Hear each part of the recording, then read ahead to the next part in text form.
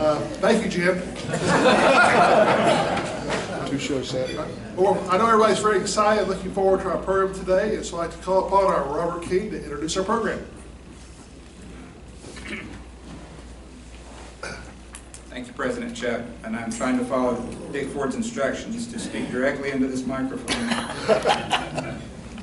We're very happy today to welcome Pittsburg Steelers scout Dan Rooney. Dan grew up around his family's business in Pittsburgh, and like many of his family members, attended Washington and Jefferson College, and played football at W&J, and I think there's a W&J alum with us. Yeah, this is the only time I ever get to cheer. Dan graduated in '86 with a degree in business administration. He's married to Dr. Allison Evanoff Rooney. They have two boys, JP and Brendan. Dan and Allison met when they were at W&J.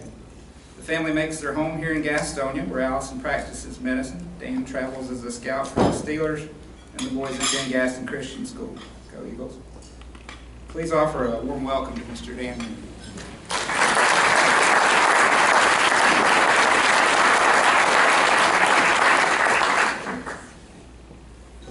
Thank you. Appreciate it. Can everyone hear me? Okay. It would be hard for me to come up with a time when my wife said this was a, would you say a great moment? Yeah, she don't say that to me too much. But I appreciate the introduction. It's great to be here. Thank you for whoever cooked the food. I don't think they're in this room right now, but it was excellent. I have to say at the start is that I'm not a public speaker. I don't do it for my job. I don't have any specific training in it. If this thing gets a little rough or I stumble across words and stuff, I'm sorry about that. What I wanted to do is break this discussion into three parts.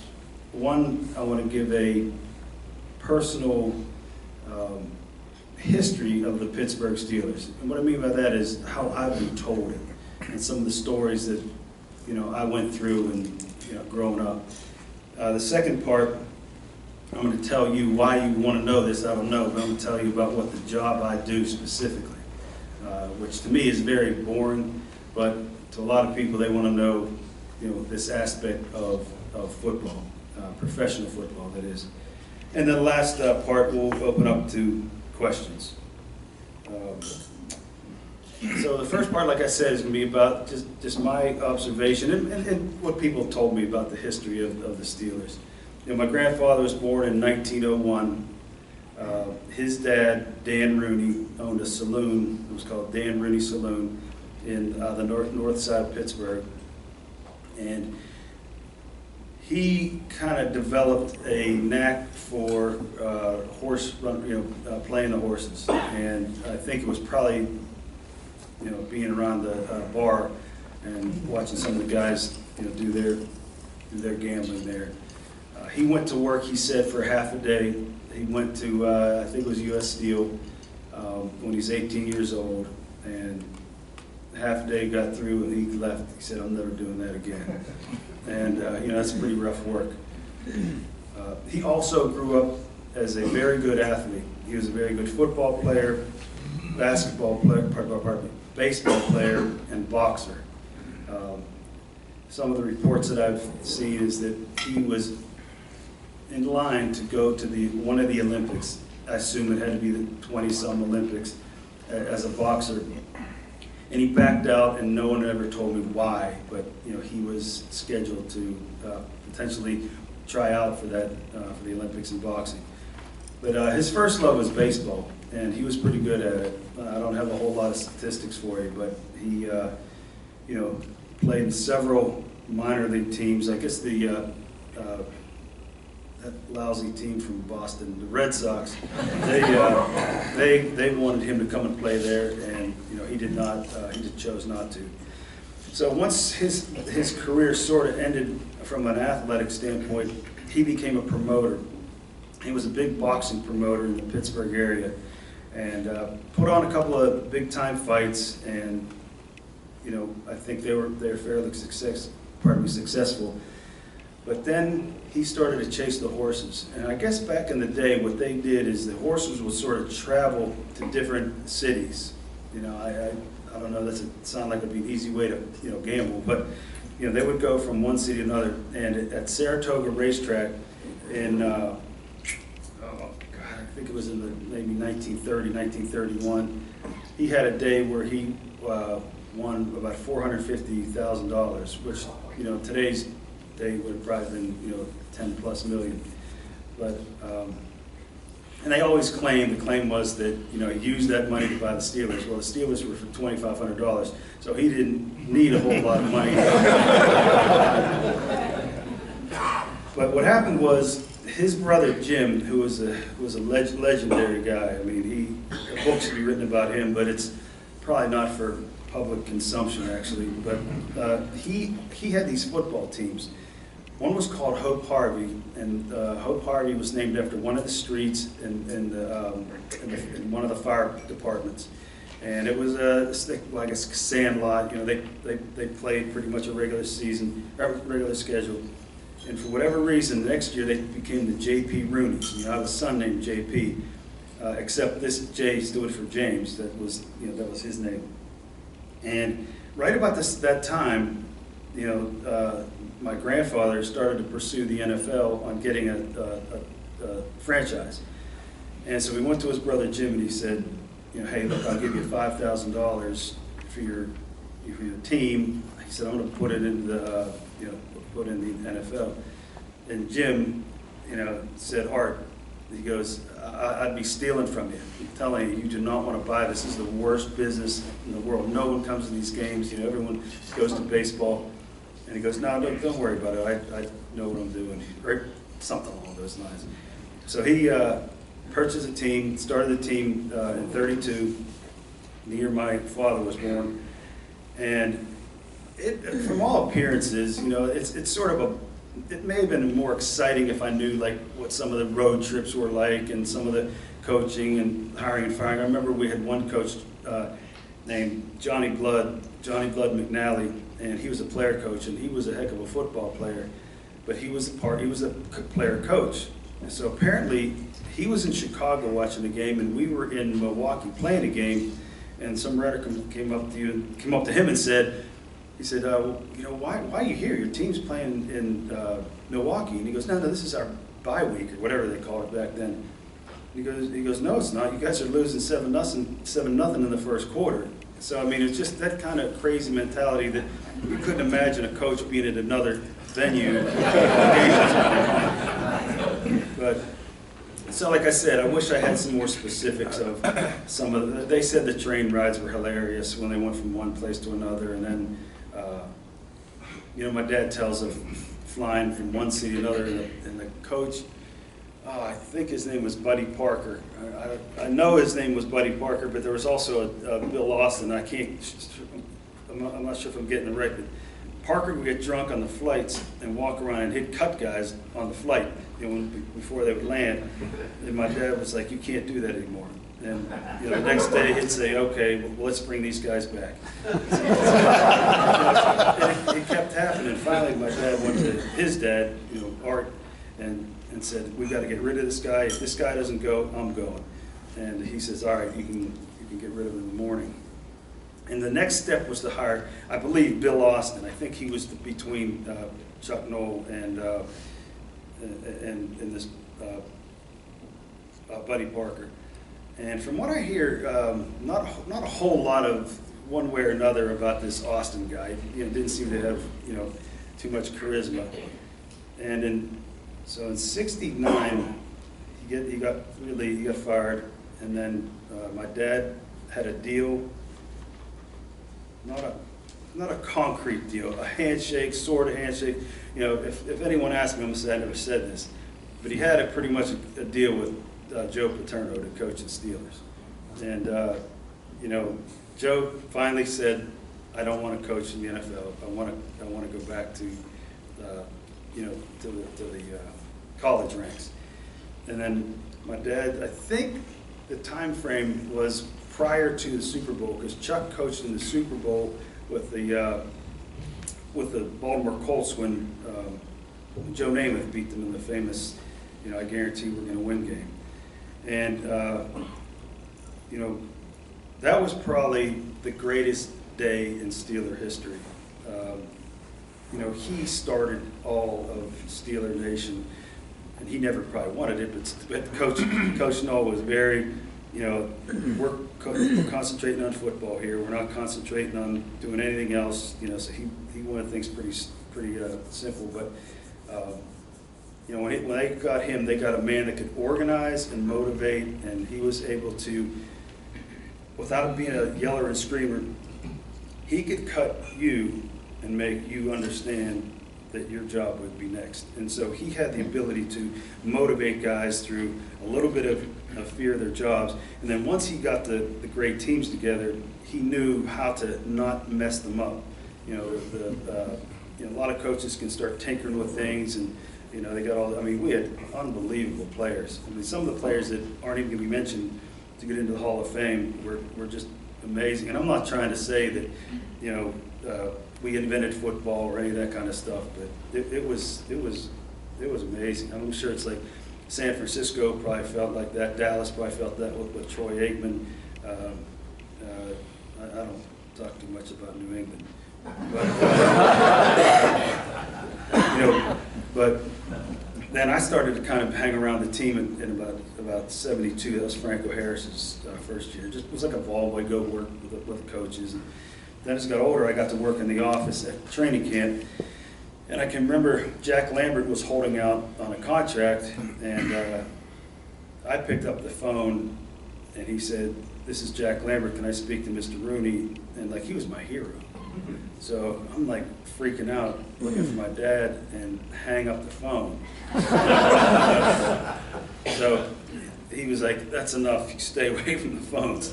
But then I was driving, this kind of stories. I remember driving a guy named Craig Wolfley from St. Vincent College, where we trained, to the hospital.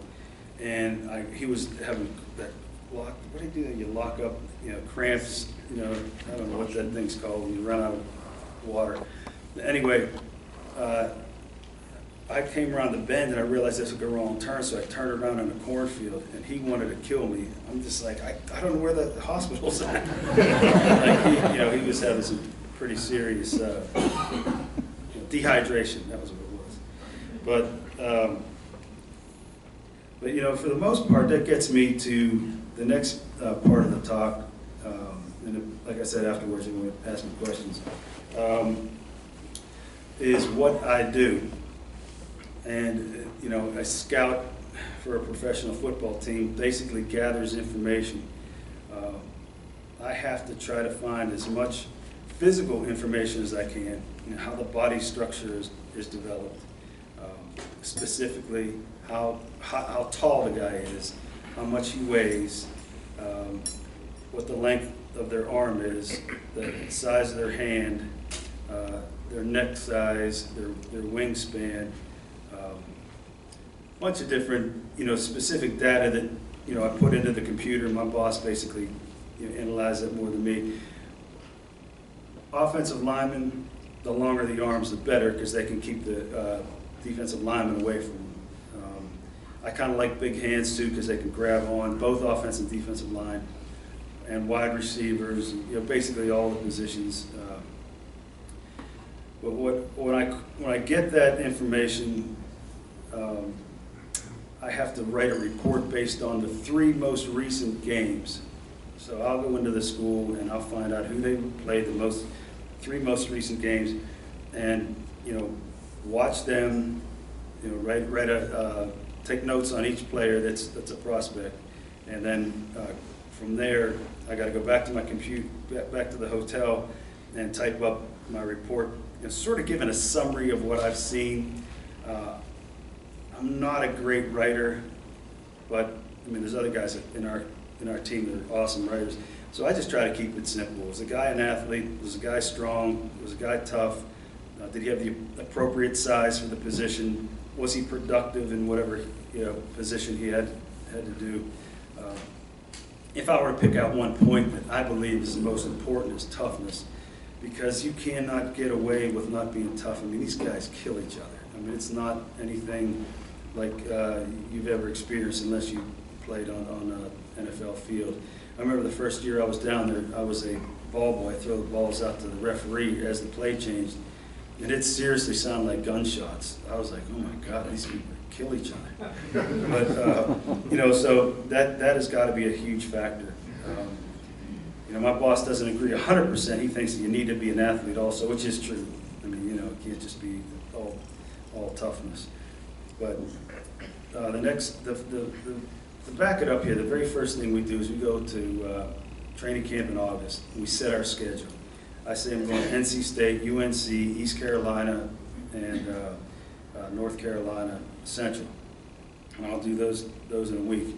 So I just sort of set up my hotels and go there. Try to get up at you know, around 7 o'clock, get to the school about 8, and go in there and introduce myself to the secretary. She'll either send me to the video guy, or she'll, you know, have the video set up for me. Take care of all that. As the season goes on, now you're into the season.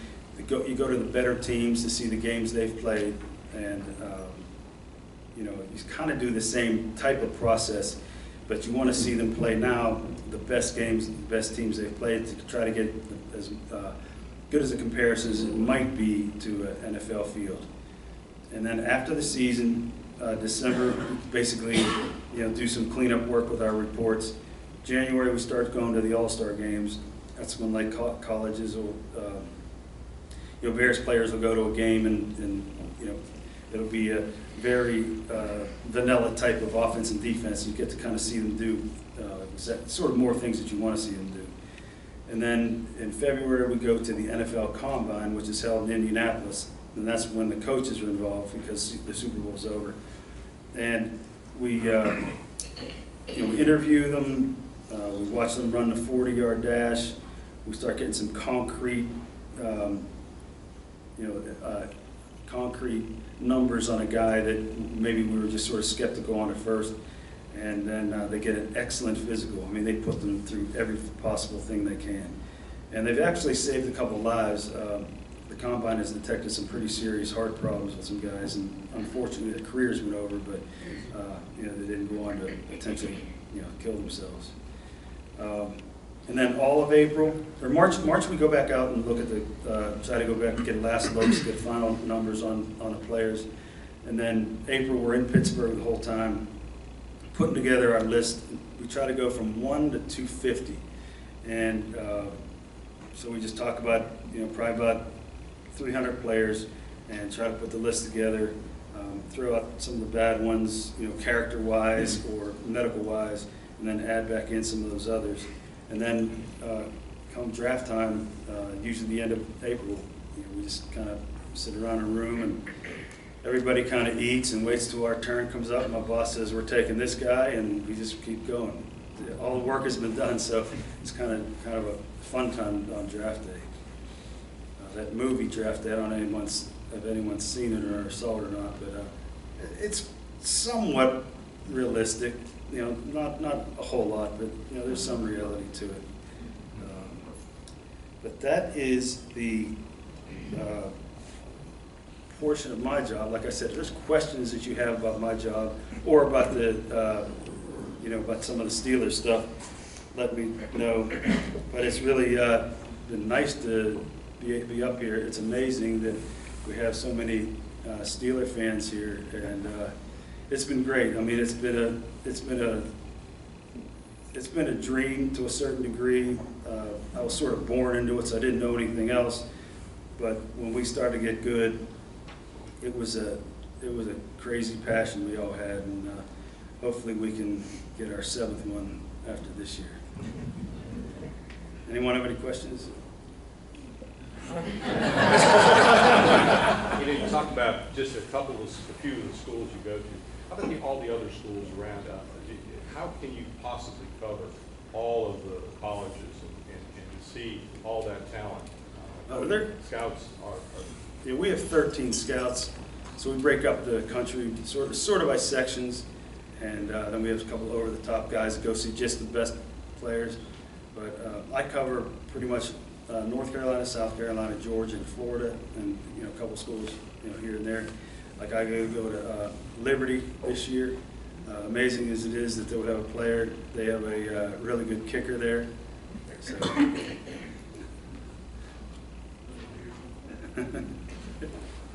Brian's son is a kicker. He's a very good kicker. He's probably going to, be kicking in the college ranks. Don't stop him at college. That's just the next I'm step. working this kid to death, David. But let me show you here. No one else has one of these but us. I've seen it on a Patriots fan. They only got 4.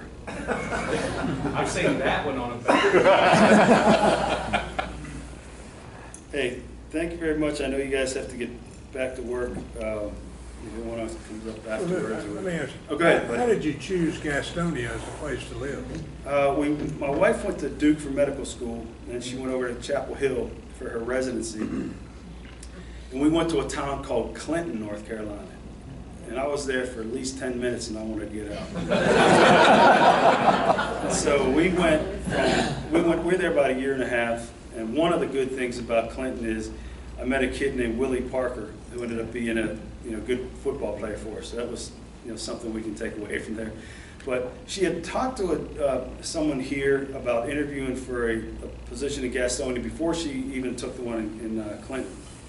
So she called back and came back down here and got into a situation where it's been a little bit of a struggle, but they sold their practice to Novon, I guess is the name of the company, and it's been a lot more smooth, as far as some of the management and just taking care of the money and that kind of stuff. Prior to that, it was a little bit rough, but I love Gastonia. I mean, a lot of good people, I like Clover, South Carolina too, because I got some friends of mine from there. But it's a great town. I mean, I have no problem staying here the rest of my life. You talked about one of the qualifiers or disqualifiers for these prospects was character. Can you tell a little bit about that? Have you ever been burned by some guy that you didn't want because of his character issues, and then they come back to play? Yeah, we have every year. It seems like when I get to the All-Star games, that's when we really start finding out about these kids. Every kid that I like is either a bad kid or injured. So you got to sort your way through it, because if I go to my boss and say I really like Sammy Smith, and he said Dan he was involved in selling drugs, I know it's over. So we try to keep clean, but for the most part it's almost impossible. And the biggest thing is marijuana is just rampant. And our guys, we do everything we can to try to provide, help for them and assistance and knowledge and all that kind of stuff. But, it's something like you almost got to keep your fingers crossed. But from a guy that you thought was a bad guy to come back and haunt you, God, I bet you there's 1,000 cases. That happens more than you think, and it just drives you crazy, because now this is what we say. I don't know if this is nonsense or not, but we always say, oh, well, they take those kind of players. You know what I mean? So we try to pawn it off on the other team taking bad guys than us. Lower standards. Yes, ma'am. What do you look for in a quarterback when you're scouting? Basically, what I look for is a guy that's similar to the quarterback of the Steelers, a 6'5" guy that has good arm strength, that has big hands, has good arm strength and accuracy, enough mobility that he can maneuver himself in the pocket, but he doesn't necessarily have to be a runner. That's hopefully what our offensive line is supposed to do. The guy that's amazing at it is Brady. He does not have great speed. He's not a tremendous athlete, and he's a good one. but he's so smart. He knows where to throw the ball, and he has a great arm. He can throw a gun. I mean, he can zip it or he can take off. He's frustrating because, he went in the 6th round, and, I can remember looking back as him passing us, and I'm just thinking to myself, why do we keep letting this guy get past us? And we had bad grades on him. That's a guy right there. I mean, we thought ability-wise he wasn't good enough, and, we made that mistake for 15 years. Speaking of Brady, what do you think about this Deflategate business? I don't think it really had any effect on the specific game. Didn't really notice it. The ball and it didn't look like it had a funny trajectory, whatever that word is.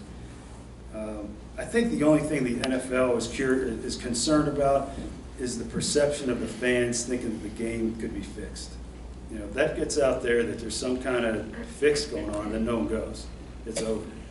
So that's the biggest thing. Whether it happened or not, I really don't know. Sorry about that. How consistent are the draft boards for the different teams? Has it gotten so sophisticated that everybody's doing the same thing, coming up with the same conclusions, or are there very opinions? I think the first round in each draft room is probably pretty similar. Because when we have our board up, they're coming off clean. It's one. They're coming off all the way down to 32 for the most part.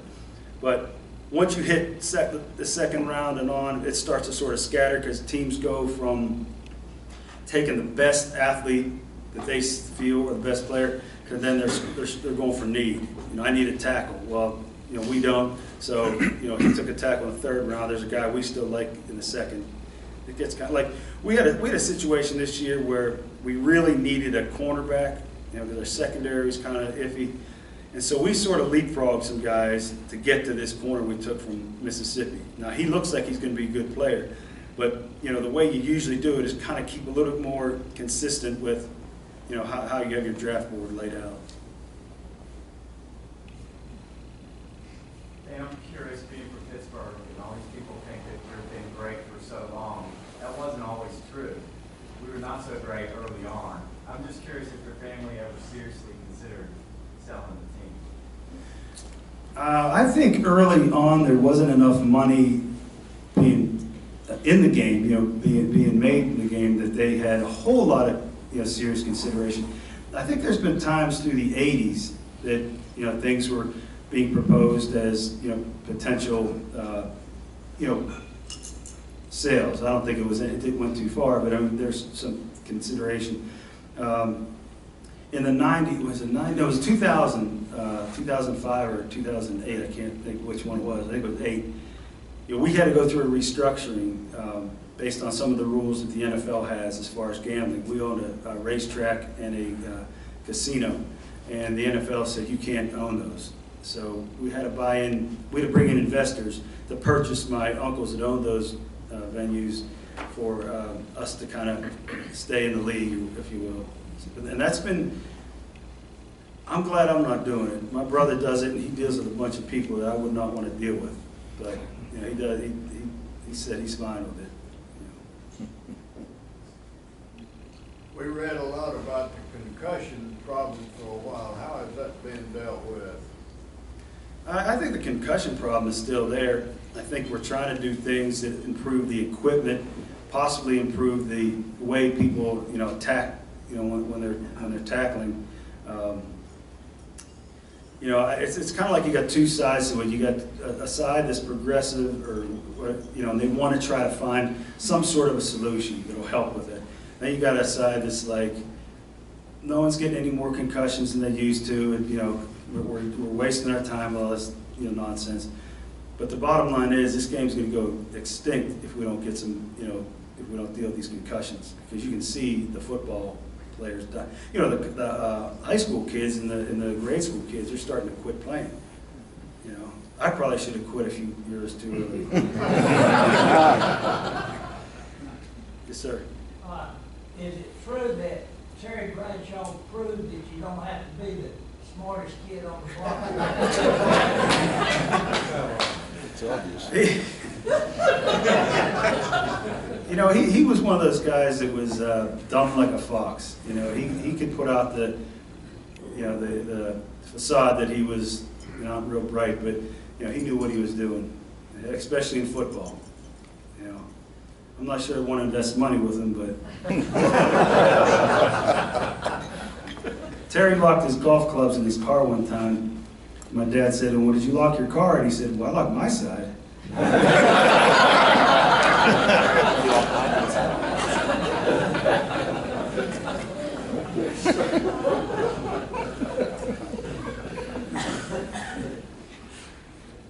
you have any Mean Joe Green stories or anything like in that period of time? You know, it's kind of crazy because I've seen Joe kind of get mad and act up. One good thing he did one time was we were playing in Denver on a Monday night game, and the fans were throwing these chunks of ice out of the stands at us, and I didn't have a helmet on. You know, and I'm getting pelted by this damn crap, and I'm a little, somewhat young kid, and all of a sudden I see him run and pretend like he's going to climb over the fence, and the whole place scattered. And as soon as I did that, I left. I went to the ends. I went to the locker room. But that was kind of scary. But you know, he and I worked together. He became a scout, so we worked together for about 6 years. And he's a great guy. Loves the Steelers. Like the most passionate guy I've ever met about it. And you know, he lets you know. You know, you can't, when you're with him, don't say anything derogatory about the team. Now you can say something specific, especially about a coach that he doesn't like. But he is a great guy, and but he earned the nickname Mean Joe. You know, he had his moments when we got at dinner time and him just smacked down on the table that the waitress didn't do something right. It was kind of humorous at the time. Let me comment on that. A friend of mine was the president of Russell Mills in Ellick City, Alabama. And he said that the largest single item ever sold by Russell was that jersey. Once that jersey hit, he said, we sold millions. Wow. Yeah, the only one I remember was famous is the one that you're from the Coke commercial when he... Yeah, that was it. That was okay. famous. Okay. Yes, sir. I've seen on some exposés where the NFL has started providing financial advising and training for some of these students that you're recruiting coming in, because overnight they become very wealthy people, a lot of them. Is that true to you? Does your organization spend a lot of time doing that? We try to ask them if they would need that. We're a little bit at a disadvantage in a sense, as the union thinks, the NFLPA thinks that we're sort of overstepping our boundaries there. But we do at least provide some sort of a class to learn about it. But if they have a good agent, the agent will probably handle, at least put them in touch with a good, reputable broker or whatever, But yeah, it's probably been about 10 years since they talked about it. They were doing that pretty regularly, and I'm not 100% sure if they're still, providing that kind of service or not. Don't they get that at the rookie symposium too? I would imagine they do. I don't know what all they get there. I know they get a lot of speeches from guys that have blown their money and acted out and blown their career. I would think that without a doubt that they would provide them at least with a heads up, because like you're saying, these guys turn overnight millionaires, and if they keep their head on right and play, they may like Des Bryant got $70 million yesterday. Yeah. And I know he had a different kind of representation, Yes, ma'am. I've read or heard that the average span of a career for an NFL player is maybe 3 years. Yeah, last I had heard, the one that goes around a lot is 3.4. Yeah, like 3.4 games or whatever. But yeah, it can be a short life, That part of the business is a little bit hard to deal with, you know. You get to know these guys, and you don't really like seeing them leave, but it's part of the business. And I think that's probably the worst part of the business, besides losing, is seeing guys like Hines Ward and James Ferrier and, you know, various guys like Aaron Smith, you know, when they had to retire. All right.